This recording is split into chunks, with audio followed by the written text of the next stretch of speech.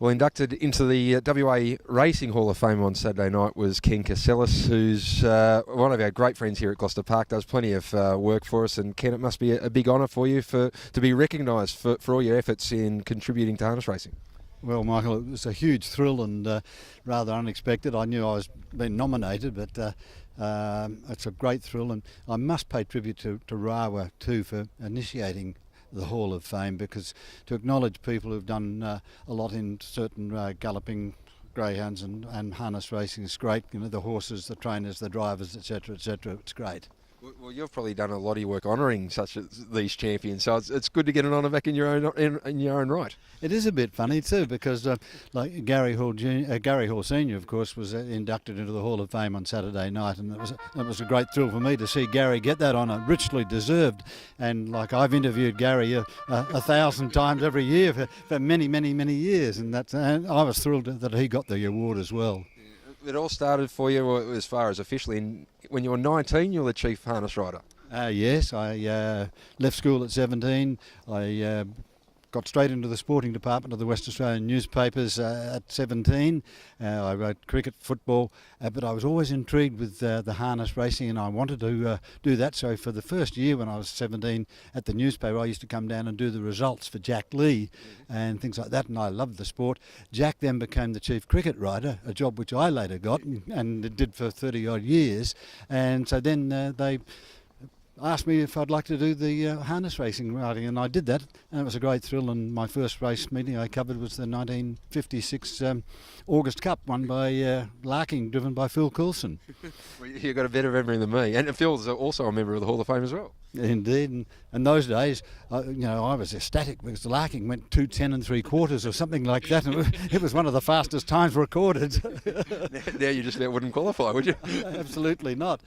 Now, you've also covered all three forms of the media as well. You've been in all formats of the media: television, radio. You're synonymous with as well, with ABC and other stations, and also with television.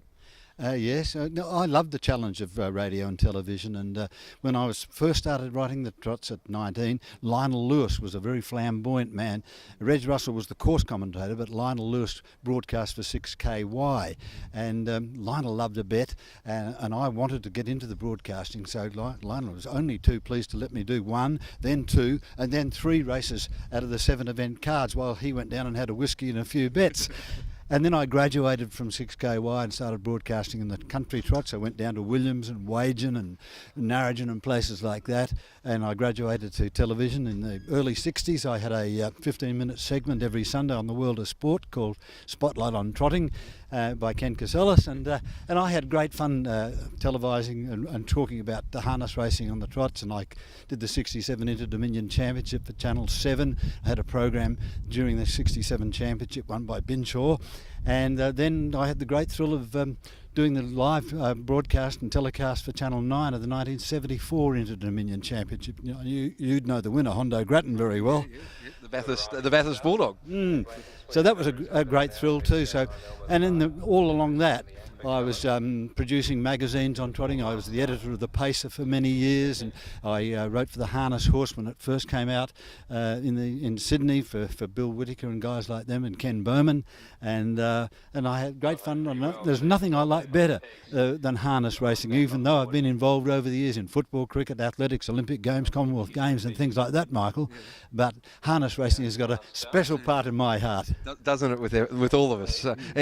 We can still hear you in the summer here at Gloucester Park announcing, and you've sat next to some great callers as well. George Grilicic, who's got a book almost coming out, the great John Hunt, who's just had a book come out, and of course our caller Richie Valnow.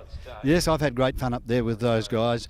No one will match George for his idiosyncrasies, and because he used to bet far too much, and we had some great times up there. And John Hunt was a great man up there, and it's great to be sitting beside him during his career up there. Now Richard Bell has taken over. So we've been lucky here in Perth to have 3 wonderful broadcasters over the past 30 or 40 years. And also, you're a Leviathan owner now in your own right. You've got a few in the books. I have. I've loved horses. My first horse I got, it was in 1965. I leased a horse off the president, J.P. Stratton, and it was trained by Joe Patricevic and Fred Kersley Jr. and Gary Lilliman drove it, and won 9 races. And in fact, he was the horse of the year in 1966. Uniboy, his name was. But after that, I gave it away because I had a lot of international travelling with cricket and things like that. But over the past 10 or 12 years, I've spent a lot of the Casellas fortune in buying horses, but I've had a great time racing them. All right, Ken, we'll let you go now. Mate, congratulations, and we really do are very happy here at Gloucester Park that you're inducted into the Hall of Fame. We're very proud that you're still part of the team here. And I will be for a few more years yet, I hope, Michael.